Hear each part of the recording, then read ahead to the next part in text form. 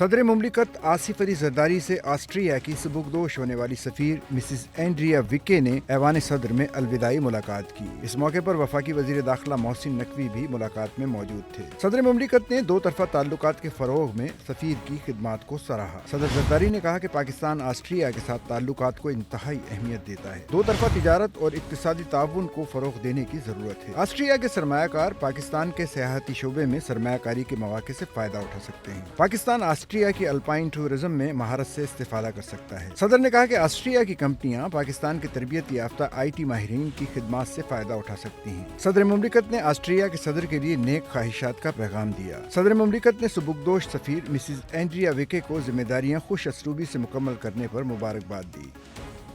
Sachal news network की videos में खुश आमदेद। नाजरीन, वीडियो से मुतालिक अपनी कीमती राय का इजहार कमेंट बॉक्स में ज़रूर करें और चैनल को सब्सक्राइब करें।